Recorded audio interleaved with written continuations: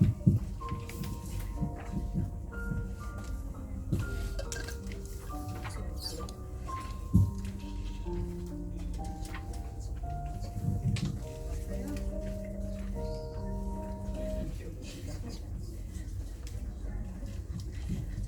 안녕하세요. 평택시청 박물관팀 임수리입니다. 오늘 박물관대학 4강 시작하겠습니다. 오늘 강의를 해주실 이상민 선생님은 고려 조선시대의 문헌을 중심으로 과거의 사상과 문화에 대해 주로 연구하고 계시며 특히 고려 조선 전환기 사상의 계승과 발전에 관한 연구를 진행하고 계십니다. 그리고 2023년 조선시대 유교의 제도와 과정에 대해 박사 논문을 발표하셨으며 한반도뿐만 아니라 원명청 등 중국 대륙의 사상까지도 연구하고 계십니다. 그럼 이상민 선생님을 큰 박수로 모시겠습니다.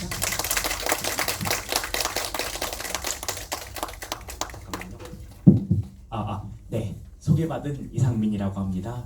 대략적으로 다 소개를 해주셨는데요. 몇 가지 조금만 자세한 디테일하게 제가 몇 가지만 더 첨언을 하자면 고려 조선 시기 유교 사상을 연구하는 연구자입니다. 제 나름대로는요. 그리고 주로는 고려 말에서 조선 초기 전환기의 인물로 치자면 평택과도 사실 상관이 좀 있는 인물입니다만은 그 정도전으로 쉽게 이야기할 수 있겠네요. 연구자로 생각한다면 정도전, 세종, 성종 정도를 연구하는 편입니다. 그 외에 고려 시대 공부도 별도로 하고 있고요. 여기 오게 된 계기를 그래도 간단하게는 말씀드렸으면 좋겠는데요. 좀 나름의 기연이 조금 있습니다. 이게 소개를 받아서 오게 되었는데 저한테 이 자리를 주선해 주었던 사람이 저 평택시청의 학예연구사 강정식 씨가 이거 하는 게 어떻겠냐라고 저에게 연락을 주었는데 이제 그 친구가 제 군대 동기입니다. 네. 네. 제가 국방부 유해발굴 감식단을 나왔습니다. 그 시절에 그 군대 같은 날 입대하고 같은 날 전역한 동기라서 굉장히 오래간만에 연락이 왔는데 이게 무슨 일인가 하고 받아보니까 이렇게 해달라고 하는 거였는데 받고 나서 두 가지 의미로 조금 이게 참 고민이 좀 있었습니다. 두 가지 의미의 고민입니다. 첫 번째는 평택이라는 것 자체는 문제가 없는데 제가 맡아야 될 강의의 범위가 고려 조선을 다 커버해야 된다는 것을 얼마 전에 알게 되었고요. 만만치 않은 도전이다. 이렇게 둘째로 결과적으로는 큰 걱정은 하지 않기로 하였습니다만은 그 수강생의 어떤 편차나 등등의 구성에 대해서 자세한 사항을 듣지 못했던 게 두 번째 이유이기도 합니다. 저는 제 나름대로는 이런저런 자리에 많이 다닌 편인데요. 대학교 강의를 포함해서 실제로 지금 저도 대전대학교랑 연세대학교에 출강 중이고요. 그 대학원, 학부 그리고 조금은 그 지방대 아니면은 고등학생 정도까지 많이 다니는 편인데 각자가 해야 될 얘기가 다 다르거든요. 생각하게 말씀드리자면은 관심사나 편차가 꽤 많습니다. 그래서 어느 쪽을 중심으로 해야 되나 하면서 알 수 없는 이상 가장 교과서적인 내용을 씻자고 만들었는데 그렇다 보니 강의 강의 아니라고 만들어진 것은 상당히 좀 딱딱한 내용들이 주로 써 있습니다. 근데 나름대로 그럼 유동적으로 좀 이렇게 시간을 매번 조금씩 가지면서 관심 있는 주제에 맞게 좀 옮겨가면서 말씀을 조금 드려도 될 것 같습니다. 네. 일단 제가 부여받은 제목인데요. 받은 제목인즉 중세의 평택현과 지리군 수원부라고 제목을 일단은 받아둔 상태입니다. 다만 핵심적으로 말씀드리자면은 고의 다음이라고 했는데 그렇지. 일단은 평택시 혹은 평택 지역이라는 게 지금 우리가 알고 있는 형태로 만들어진 것은 이미 평택이란 지역에 대해 좀 잘 아시는 분은 아시겠지만 1910년대 즈음의 일입니다. 그 전까지는 행정구역이 굉장히 복잡해요. 그러한 행정구역이 복잡하게 만들어지는 이유와 지금 우리가 알고 있는 방식으로 정리되는 게 몇 번의 전환기가 있는데 행정구역 변천이라는 건 어떻게 정리가 되는 것인가 라는 걸 일단은 첫 번째 주제로, 왜냐하면 평택은 정말 많이 바뀐 사례이기 때문에 어쩌다가 그렇게 만들어지고 바뀌어지는 이유는 대체 뭐냐 라는 당연한 문제에 대해서 좀 생각을 해보는 게 첫 번째고요. 두 번째는 뭐랄까 하다가 그냥 이게 그 하던 도둑질을 계속해야겠다는 생각에 네, 정도전과 평택 문제를 일단은 끄집어 와 봤습니다. 그래도 생각보다는 첫 번째 문제를 조금은 할 수 있을 것 같아서요. 제가 대기 시간에 앉아 있다 보니 그 뭐 이 일대의 뭐 무슨 저 예를 들면 수성 최씨 뭐 이런 가문 문제에 대해 관심이 가진 분들이 몇 분 계시더라고요. 본관 등등이나 그러셔가지고 아마 꼭 두 번째 얘기에 너무 치중하지 않아도 되겠다. 제가 약간 마음을 내려놓은 상태입니다. 그 원래 첫 번째 게 딱딱하면서도 마음 먹으면 저는 첫 번째 주제로 한 학기 내내 강의를 할 수도 있습니다. 하지만 그 재미를 도무지 보장할 수 없는 주제이기도 해서요. 아마 조금은 비중을 둘 수 있어서 마음에 이렇게 안도감을 갖고 시작해 보도록 하겠습니다. 네. 그 연약인데요. 사실 그 강의안을 딱 주자마자 그 강의를 의뢰하였던 저의 친구가 연락 오기로 이런 식으로 너무 딱딱하게 하면 안 된다 얘기했는데 그래도 빠르게 짚고 갈 필요는 있을 것 같습니다. 이런 거죠. 평택이라는 것은 다시 한번 말씀드리자면 우리가 알고 있는 지금의 평택이라는 범위는 되게 나중에 만들어집니다. 아니 실제로 그냥 역사 속에서 평택이라고 찾으면 훨씬 밑에예요. 여기보다. 실제 지금의 평택시를 아우르는 영역은 그 저기 수주랑 진위 일대가 거의 대부분이고요. 진짜 옛날에 평택이란 이름을 물려받은 곳은 한참 밑에 영역에 조금 걸쳐 있는 수준입니다. 안성하고도 심지어 옛날 좀 가져간 부분이 있어요. 많이 바뀌었던 영역인 거죠. 고려 시기 이전에는 매흘군 했다가 나중에 수성군 이런 식으로 뭐 군 신설된다는 이야기로 만들어지는 겁니다. 때문에 우리는 진위 수주의 역사를 알면서 평택의 역사를 조금은 차용할 수밖에 없습니다. 물론 이 얘기는 수원시에 가면 굉장히 섭섭해할 얘기거든요. 왜냐하면 수주의 역사가 그야말로 수원시의 역사이기도 하거든요. 수주 중에서 남쪽 지역의 수주를 평택에서 나중에 가져가고요. 북쪽 지역의 이쪽의 수원을 지금 수원시가 영역을 나누어 가지는 것이기 때문에 모르겠습니다. 제가 나중에 수원시에 또 수원시 관련 도시사 영역을 다시 이 얘기를 해야 될지도 모르겠습니다. 약간 행정구역이라는 게 좀 그렇습니다. 나중에 더 말씀드리겠지만요. 그 다음에 진위가 수주의 속현이 되면서 수주가 나중 수원시가 과거로부터 굉장히 큰 도시입니다. 수주가 커지면서 진위가 속현이 되고 속현이 다시 또 수주가 다시 광주목의 아래로 속현이 된다는 얘기를 먼저 얘기를 해야 되는데요. 이게 참 제가 칠판이 있을 거라고 생각했는데 말로만 떠들기가 요렇게 볼까요? 대충 보시면 느낌을 아실 겁니다. 요 지도가 요 큰 동그라미가 현 시점에서 봤을 때 대충 평택이 겹치는 어딘가입니다. 이 두 개는 비율이 다르지만 사실 연결된 지도고요. 그러니까 요렇게 합쳐진 게 평택쯤 되죠. 사실은 요 위에 수원시랑 거의 가까이 닿아 있는 영역인데요. 참고로 말씀드리면 요 경계는 어떤 경계냐? 1800년대에 만들어진 수주 진위의 경계입니다. 정말 많은 것을 알려주는 지도인데요. 이 경계만으로도 말이죠. 무엇을 알 수 있냐? 제일 크게 알 수 있는 것은 경계선이 왜 이렇게 지저분한가를 먼저 생각하셔야 됩니다. 그건 생각보다 정말 중요한 사안이기 때문입니다. 여러분 한번 상상해 보세요. 보통 우리가 어떤 나라를 처음 누군가 만들려고 했을 때 뭐 지배를 해서 정벌을 하든 했을 때 말입니다. 여기를 무슨 군으로 하고 여기를 무슨 군으로 하자. 뭐 내가 왕이라고 한다면 나누겠죠. 어떻게든. 행정구역을 나눌 때 그러면은 경계선은 어떻게 나눌까요? 네. 가장 쉬운 게 산강으로 나누는 겁니다. 제일 쉬운 게 말이죠. 그게 가장 상식적인 선이에요. 근데 그게 아닌 경우가 생각보다 많습니다. 왜냐하면 산강이라는 게 그렇게 알기 쉽게 모든 영역을 자르기에는 너무 크게 잘리거든요. 자잘자잘하게 하다못해 시 하나 단위나 군, 동 하나 단위 정도까지 동네 하나 단위를 경계 짓는 것은 너무나 불확실한 영역에 속합니다. 그러니까 이렇게 보세요. 지금 보면은 이렇게 잘리거든요. 도대체 여기가 뭐라고? 달리 말하자면 이렇게 잘리느냐? 실제로 그런 케이스 평택의 역사에서는 허구한 날 많고 그것을 이른바 저 평택의 지방사를 설명할 수 있는 것이 자 뭐야 죄송해요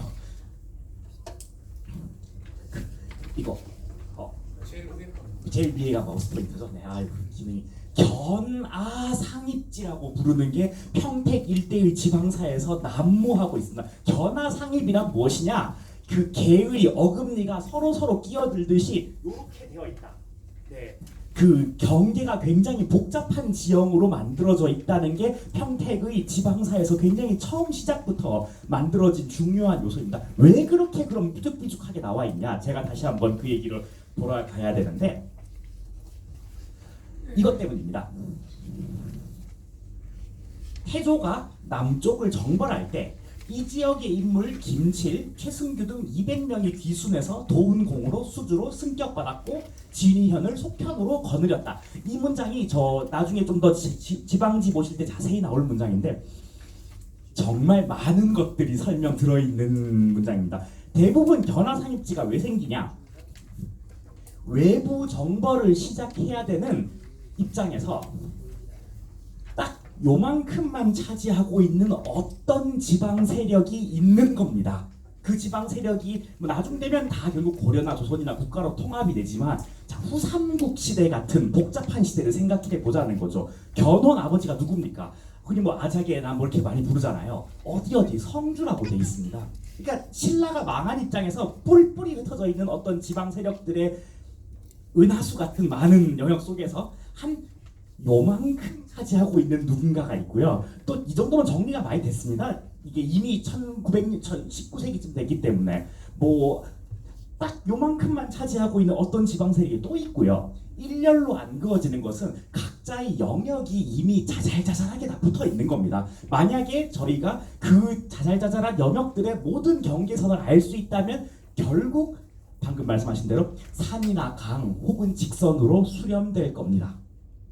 수렴이 안 되는 이유는 다시 한번 말하자면 특히 이런 거 강 하나가 아예 심지어 뭐 이런 어디 있어요 세상에.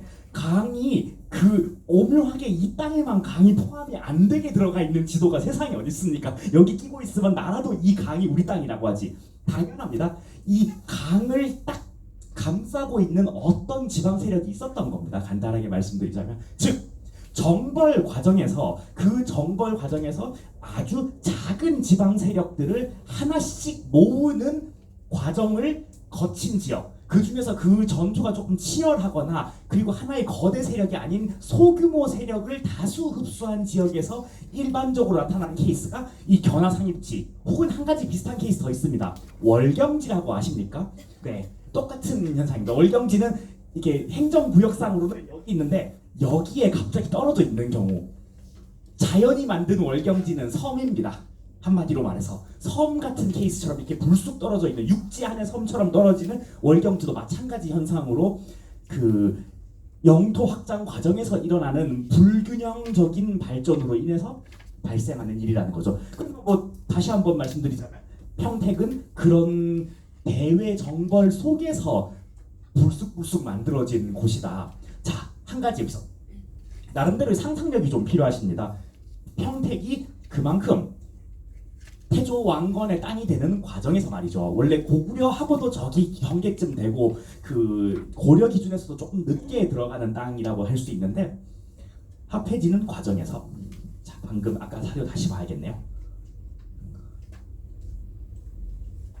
요거를 읽어도 되겠습니다. 저기 뭐죠? 여기 건치 영역 보통 신증동국 연희승남 같은 저 지리지 같은 걸 보면은 그냥 우리가 알 수 있는 시사에 대한 모든 정보가 다 들어 있는데요. 여기 보시면 대부분 나옵니다. 위에 내용이 요약한 거라서요. 고려 태조가 남쪽으로 정벌할 때 이 고을 사람 김칠 최승규가 귀순해서 힘을 다해서 수주라고 했다라는 거죠.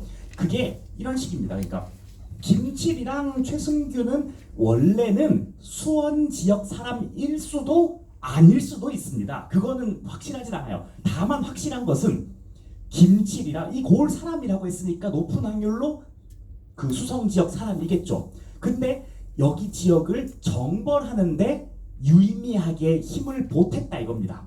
태조 왕건이 정벌할 때 그리고 나서 정벌을 해서 고려 땅, 고려는 아닙니다만 사실 이때는 아직까지는 그래도 태조왕건의 정벌 사업에서 정벌을 하고 나서 이 땅을 누군가 다스릴 사람이 필요하잖아요.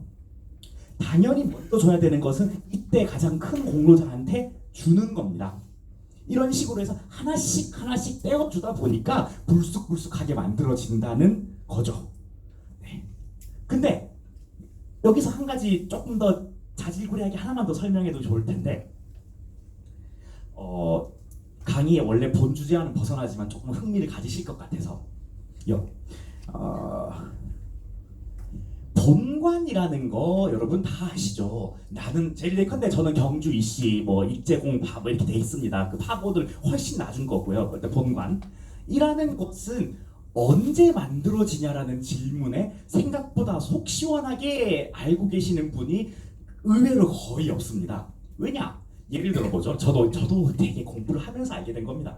경주 이씨 그 시조가 누구냐라고 물어보면 대부분 저 신라 건국기에 있었던 이알평이라고 보통 배웁니다. 자, 이제 그 박혁거세 그때쯤 사람입니다. 그럼 경주 이씨는 언제 만들어지냐? 박혁거세 때 만들어졌다라고 대답할 수도 있겠지만 당연히 아닙니다. 그게 아니 족보가 거짓이라는 그런 얘기를 하려는 차원의 문제가 아닙니다. 예를 들어보죠. 본관이 왜 필요해질까요? 일단 그것부터 우린 접근을 해볼 필요가 있는 거예요. 신라 사회가 어떻게 만들어집니까? 골품제 아닙니까? 골품제에서 성골, 진골은 누구만 될 수 있다? 박석김만 가능합니다. 앞에 경주라는 단어가 붙는 게 아무 의미가 없어요. 박석김은 경주자 안 붙여도 그냥 박석김이고요. 그 자체로 진골이고 어떤 시기에는 또 성골이기도 하죠. 김씨의 일부는 필요 없어요. 육두품이 되는 성씨가 따로 있나? 그런 거 없습니다. 원래 어느 특정한 지역에서 왕경에서 멀면 멀수록 두품을 짜게 받으면서 나누어진 것이기 때문에 어느 지방이라고 하는 지방색이라는 것이 신라시대까지는 필요가 없는 거예요. 삼국시대까지만 하더라도 삼국 통일을 할 때쯤 돼서야 필요해지는 것이 본관입니다.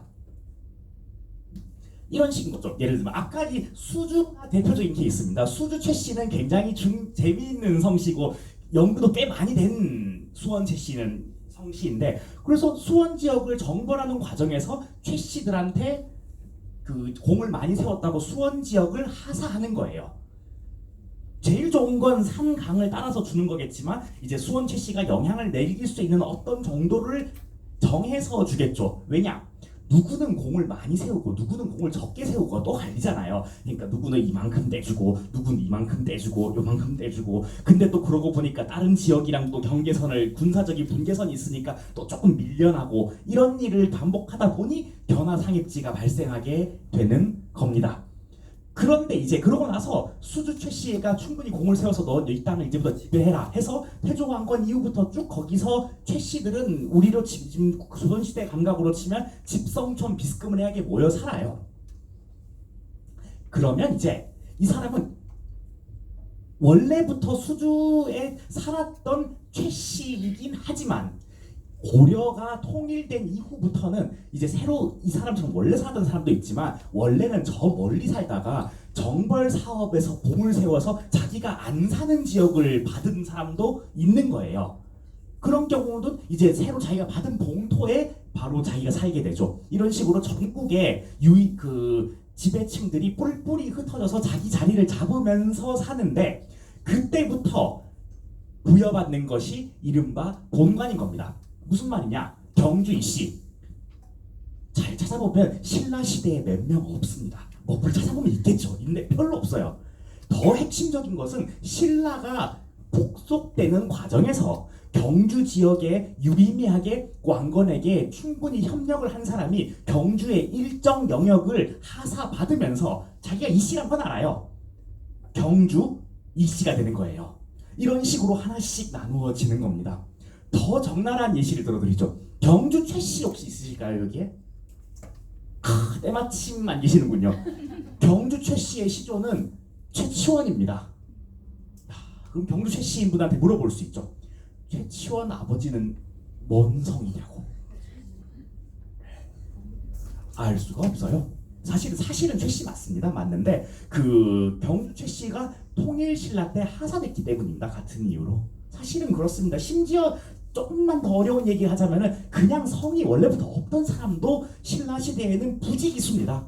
이때쯤에 땅도 나눠주고 관직도 나눠주고 심지어는 무슨 관작이라고 해서 별도의 품계도 나눠주고 수많은 걸 나누면서 지역에 내가 부여받은 봉토에 나의 성씨까지 얹어서 나누어 주는 것이 본관이라고 하는 겁니다. 좀 다른 말로 토성이라고도 합니다. 그것을 그 땅에 속해 있는 성이라고 해요.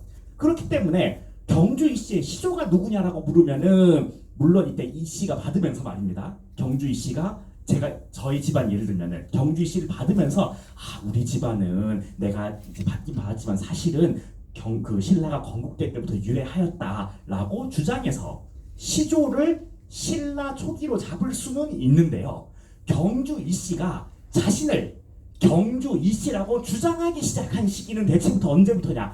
당연히 고려 초기부터인 겁니다. 그 감각을 이해하시면 좋겠어요. 그 무슨 고려 시기 이전까지는 다 지어낸 성씨란 말이냐? 그거랑은 맞는 다른 문제로 내가 경주 이씨요라는 정체성을 갖기 시작한 시기가 언제부터냐고 한다면 당연히 고려 초기 이후부터가 될 수밖에 없습니다. 네, 상상컨대 그 이전까지는 본관이라는 게 필요가 없거든요. 고려 시기 이후에는 이제 본관이 필요해지죠. 우리 집안이 어떤 집안이냐, 태조 왕건에게 어떤 방식으로 협력해서 이 나라의 형성에 어떻게 기여한 집안이냐는 걸 표시하기 위해서라도 본관이라는 것이 분명히 필요합니다. 자, 그럼 이렇게 얘기할 수 있죠. 아니, 몇 세대가 지나기 시작하면 그 지역에 안 살 수도 있잖아요. 그걸 방지하기 위해서 고려의 굉장히 중요한 법률이 거주이동의 자유가 없다는 겁니다. 당연히. 특수한 몇 가지 케이스를 제외하곤 고려는 당연히 거주이동의 자유가 없습니다. 왜냐하면 이 지역의 최씨는 수원 출신으로서 땅을 물려받아서 여기 수원이라는 곳에 완전히 딱 호적으로 매여있는 존재인데요.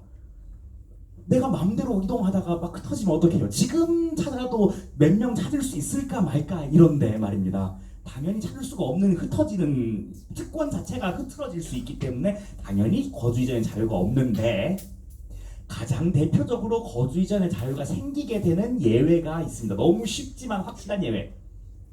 과거 시험에 붙으면 됩니다. 네. 그래서 개경으로 쫙 다 들어가고 수원 예시로 드리겠습니다. 상당히 많은 수원 최씨는 그 과거에 대대손손 나중에 집안 사람이 많아지면서 일정파도 그 개경으로 올라가고 또 누구 지나거나 누구도 개경으로 올라가고 하면서 개경 지역에 있는 지배층 일군을 이루게 되죠. 그걸 덜어 교과서적인 용어로 문벌 귀족이라고 하는 겁니다. 과거에 합격해서 개성에 살 수 있게 된 권리를 갖게 된 대대손손 몇 대 이상 쌓이면서 그리고 그로 인해서 또 관직조차도 자기들끼리 나눌 수 있을 만큼 오랜 시간 살게 된 사람이 문벌 귀족입니다. 자, 그러면 수원 최씨 다시 한 번 더 사람들 중에서 다 올라간 거 아니라고 했잖아요. 남아있는 사람들을 뭐라고 할까요? 말이 너무 복잡했지만 수원 최씨는 수원에서 땅을 받은 어떤 집안이잖아요. 가문. 자, 이 중에서 과거 시험 잘 본 사람들은 일정 덩어리가 술술술 올라가요. 500년 내내, 고려 500년 내내. 심지어는 조선시대도 조금씩 올라갑니다. 가는데 다 올라간 거 아니잖아요. 수원에 남아있는 사람이 있을 거 아니에요. 그걸 뭐라고 할까요? 고려시대 용어입니다. 호족은 이때 덕이 그 최승규, 김채 이런 사람을 덜어 호족이라고 합니다. 호족에서 문벌 귀족을 갈라낸 남은 사람들을 뭐라고 하느냐는 질문인 겁니다. 자, 한 번 더 기회를 드리겠습니다. 네. 너무 속닥거려서 그 사람들을 향리라고 하는 겁니다. 네, 그렇습니다. 지방에 남게 된 호족들을 향리라고 하는 겁니다. 고려라는 게 좀 그런 나라예요. 이미 한 번은 지나가다가 들어보신 적이 있는 말일지도 모르겠습니다. 고려의 향리는 조선의 향리와는 달리 지방의 실질적인 지배층이나 다름없는 권력을 행사하였다. 최근에 고려 거란 전쟁에서도 자주 나오듯이 그 지방에 있는 누구는 마치 지방의 왕처럼 행세한다. 그 말이 그것만 들으면 조선시대의 향리는 뭔가 있나 보다 라고만 생각하는 거지 그게 뭐 하는 사람인지를 몰라요. 이런 식으로 군공을 세운 사람 중에서 귀족 집안이 못된 사람들이 남은 것이 향리인 겁니다. 그렇다고 완전히 그 당연히 개경에 사는 사람들은 은근히 무시합니다만 그래도 지방 내에서는 이미 봉토를 받은 이래로 이 지역에 확실한 장악력을 갖고 있는 사람들인 거죠. 그게 향리인 겁니다. 그래서 이런 일들이 덜어 생깁니다. 근데 잠깐만요. 아까 일본은 문벌 귀족이 되고 일본은 향리로 남았다고 했잖아요. 하지만 고려의 지배층 입장에서는 어쨌든 전국적으로 세금도 걷고 뭐도 해야 됩니다. 그러니까 당연히 지방관이라는 걸 내려보내야 돼요. 제일 중요한 것은 세금 그리고 군사동원입니다. 당연히 지방으로부터 해야 되는 것은. 그래서 지방에다가 지방관이 쫄래쫄래 내려가요. 우린 고려 입장이 생각해야 됩니다. 조선 얘기 이따 할 거니까요. 내려갔는데 이미 이 지역은 고려 태조부터 자기가 공을 세웠다라는 생각으로 똘똘 뭉쳐있는 저 최씨 이하 등등이 완전히 꽉 잡고 있어요. 그러니까 할 수 있는 일이라고는 사실상 좋게 말해서 협력, 나쁘게 말해서 누가 갑인지 모르겠는 슬쩍 관리 감찰 정도만 하는 수준 이상으로는 나가지가 못하게 되는 겁니다. 그리하여 다시 한번 지도로 보죠. 그리하여 이렇게 되는 겁니다. 네, 국가 입장에서는 이렇게 복잡하게 안 가는 게 더 편해요. 무엇보다 땅에 대한 측량이 쉬워지고요. 양전이라고 하죠. 땅되기를 측정하는 것도 쉬워지고 국가 입장에서는 무조건 이렇게 줄로 나누는 게 제일 낫습니다. 하지만 이걸 국가 입장에서 지방관 내려보내서 쭉 줄로 긋자라고 하면은 당연히 지방에서 들고 일어날 것이므로 그리고 고려는 아직까지 그러기에는 지방 세력들을 완전히 장악하지 못한 상태이므로 이런 복잡한 경계선을 가질 수밖에 없었다. 지금 이걸 보고 예시를 드는 건 오히려 좀 조선 사람들한테 미안한 일인데 이 정도면 꽤 많이 정리된 겁니다. 네, 정리된 거고 그런 가운데에서 이렇게 삐죽삐죽 튀어나온 것을 견화상입지라고 한다고 했잖아요. 그럼 견화상입지가 나올 만한 그런 조그마한 현들이 또 이렇게 큰 덩어리가 이렇게 붙습니다. 큰 덩어리를 예시로 들어보죠. 이 큰 덩어리를 보통 뭐라고 부르냐면은 속현이라고 부르는 겁니다. 왜 속현이냐? 가운데에 있는 현은 일단 큰 덩어리 하나를 차지한 현이 있고요. 그리고는 요 사이에 드문드문 큰 덩어리들이 이 큰 드문드문 중간 덩어리들이 큰 덩어리에 어느 정도 관리 감독 체계로 묶이게 되는 겁니다. 왜 묶이게 되느냐? 다시 한번 고려의 후삼국 통일 과정에서 공을 크게 세운 사람들은 큰 덩어리 고리 덩어리를 가져가는 거고 작게 세운 사람들은 작은 고리 덩어리를 가져가야 되는데 이게 딱 가로 세로가 안 떨어지니까 이렇게 붙으면서 속현이라고 하여 주현의 그냥 하나의 관리 체계 안으로 들어가게 만드는 거죠. 그게 바로 고려시대의 특수한 지방제도가 만들어지게 된 연원인 겁니다. 자, 그것은 왜 고쳐져야 되는가? 이건 이제 조선시대 얘기할 좀 더 말을 더 해야 됩니다. 하여튼 잠깐만요.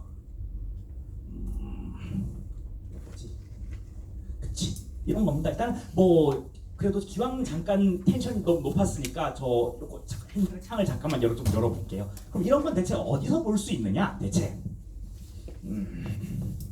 이미 아시는 분도 계실 겁니다. 제가 아까 방금까지 쭉 설명했던 모든 것들 그리고 사실 여기 정보가 다 들어있어요. 여기에 있는데 이것들은 저기 보시면은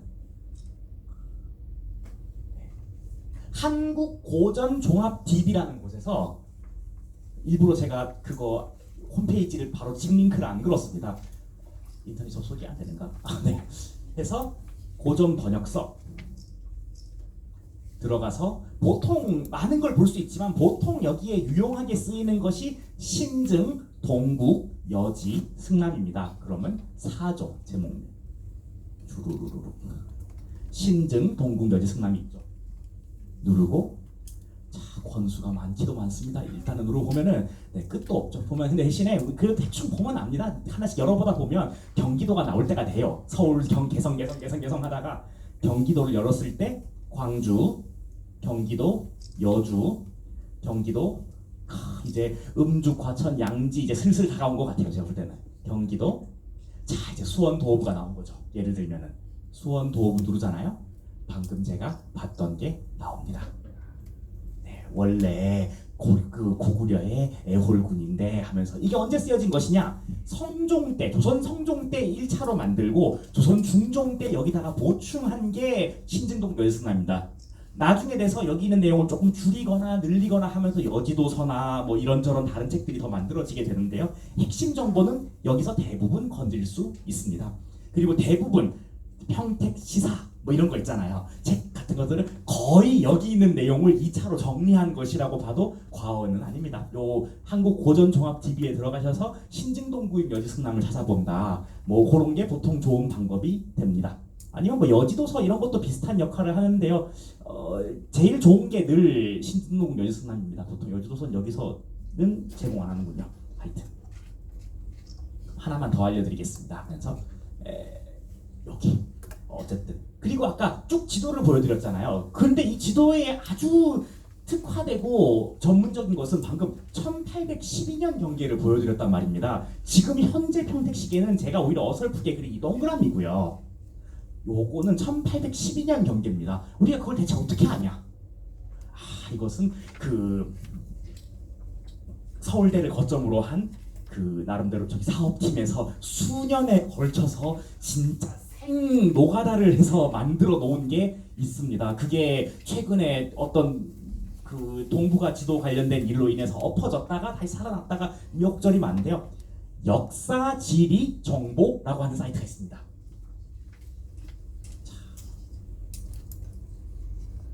여기 이미지를 클릭하시면 들어갈 수 있는데요. 그래서 지도 서비스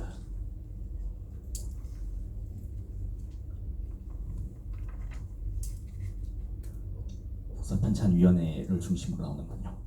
하는 건데 여기서 뭐 사실은 고지도라고 하는 게 그렇게까지 많이 옛날로 거슬러 올라가지 못해요. 그러니까 여기서 행정구역상으로 봤을 때 잘해봤자 일단 1910년 이거보다 더 옛날 거나 있는데 사실 요거다 근대 걸 눌러버렸군요 제가. 일단 요 그래도 요거 근대 중심으로 가서 받아볼 수가 있습니다. 그래서 그렇지 여기 있다. 여기 제가 이렇게 헷갈렸어요. 1872년 지방지도 포인트를 불러올 수가 있게 됩니다. 제가 지도를 왜 이렇게 약해? 여기다. 아산 평택 여기쯤이네요. 쯤이라고 했을 때, 자 이게 지금 현대 지도잖아요. 구글 지도랑 별 차이가 없습니다. 없는데, 자 여기서 대동여지도 다 아시죠? 포인트를 누르면, 자 대동여지도에 표시되었던 것이 지금 지도 기준에서 어디쯤인지가 나옵니다. 대동여지도에서 안중이라고 표시가 된 지역은 여기 안중은 행정복지센터 근처고요. 뭐 사실 더 재밌는 건 이따 보시면 요걸 보시면 더 재밌습니다. 예를 들면 영성 여기는 월경지였다라고 하는 표시라든지 자세히 보면 무슨 장터 이런 것도 있습니다. 자세히 보시면 한 개 더 재밌는 건 1872년 지방지도 포인트까지 열면 엄청난 정보가 나오죠. 리까지 나오니까 이쯤 되면 뭐가 나오느냐? 이렇게 요건가 사창이고 이건 아니고 그쵸 이런 포구 해창포 같은 그 당시에 포구가 나온다든지 아니면은 그 지역에 있던 지역 창고 같은 게 나온다든지 그런 것들까지 뽑아낼 수가 있습니다. 그래서 여기에서 예를 들면 아까 그러면 경계선을 어떻게 뽑아내냐? 자 여기서 경기도 1910년 기준으로 정리를 조금 한 겁니다만은 그래도 비슷하게 볼 수 있어요. 여기서 1910년 정도면 아직까지는 왜냐면 1915년, 18년, 20년쯤 돼서 평택시가 완성이 되는 거기 때문에 아직 우리가 알고 있는 평택 이전의 것들은 그 당시 뭐 지휘군이 있죠. 자, 지휘하면 방금 그 당시 시점 지휘군이 이렇게 표시가 되는 거예요. 지휘군 말고도 당연히 뽑아낼 수 있습니다. 옆에 있는 게 뭐라고요? 수원군이라고 했잖아요. 수원군은 여기 있는 겁니다. 평택은 참고로 지금의 평택이랑은 좀 다른 이 시대 평택은 거의 아산 위에 있는 충청도 소속이었습니다. 그러니까 또 지금 충청도 평택하면 또 그 평택이 나오긴 하겠죠. 뭐 하는 김에 하나만 더 충북 충남이죠. 이거 경상도 출신이라서 이런 거에 약해요. 네. 항상 충남은 생각보다 늘 충북의 남쪽이 아닌 것 같은데 죄송해요. 네. 맞습니다. 지나갔죠. 평택군. 요렇게 있는 거예요. 지금 평택이랑은 너무 다르죠. 네, 평택군 여기 위에 여기. 지금 평택하고는 또 약간 팽성 근처거든요. 지금으로 치면. 근데 또 약간 이 지역만이 평택이었다고 하기에는 또 지금하고는 느낌이 좀 많이 다릅니다. 그렇죠. 네. 그러니까 실제로는 아까 말씀드렸지만은 그 경기도 평택시에 합쳐진 것은 오산 밑에서 이렇게 합쳐진 구역에 가깝지, 평택이랑 평택의 이름을 그대로 이어버리면 전근대 평택은 평택이 아닌 곳이 더 많습니다. 사실은. 저 지도상에 동그라미 뭐예요? 다시 한번 말씀드리겠습니다. 이 동그라미는 포인트 일단 다 지워볼게요. 지우면 우리가 알고 있는 이 구글 지도입니다. 인데에서 대동여지도가 어떻게 생긴지 혹시 기억하시는지 모르겠습니다. 그냥 판판한 지도에다가 점으로 여기는 어디 이런 식으로 쓰여져 있는 식이에요. 고지도가 다 그렇죠, 사실. 자, 누르면 대동여지도 포인트를 누르면 대동여지도에 이 지역이 어떻게 표시가 되어 있는지를 복원할 수 있게 만들어 놨고요. 이거는 그래도 거의 19세기 이후에 굉장히 전국 지도기 때문에 조금 부족합니다. 1872년 지방지도라는 게 뭐냐? 이따만한 책입니다. 지역마다 크게 그려져 있는, 마치 뭐 같은 느낌이 주지? 그 왜 도로 지도 같은 거 있잖아요. 옛날 그런 느낌으로 두툼한 책에 한 지역 한 지역 꼼꼼하게 새겨져 있는 책인데, 그건 좀 자세합니다. 누르면 나온다는 거죠. 72년 포인트. 물론 이것까지 누르면 진짜 많습니다. 이제는 일제시대의 측량하고까지 포인트가 되니까 좀 더 많아지죠. 이런 식으로 이렇게 불러내는 겁니다. 지우면 근대만 남기도 하죠. 네, 요런 겁니다. 점이라는 것은 그 해당, 지금 우리가 복원 가능한 건 1872년이랑 대동여지도밖에는 없습니다. 더 사업이 진행되면 좀 더 늘려갈 수 있겠지만 지금 상태에서는 이건데, 어쨌든 요런 거 보시면은 이게 내가 살았던 고장 혹은 남의 어떤 고장의 그 고지도적인 정보에 대해서 대강 알 수 있습니다. 지역에 보시면 자세히 찾아보시면 재미는 굉장히 많습니다. 포구, 장터, 그리고 향교가 지금 있는 향교가 예전에 있던 향교에서 대부분 한두 번 이상 옮긴 곳입니다. 잘 아시겠지만 그 옛날 향교 뭐 같은 것의 위치들을 최소한 19세기 단계까지는 끌어가서 볼 수가 있는 거죠. 하여튼 뭐 그런 얘기들. 아이고 뭐야.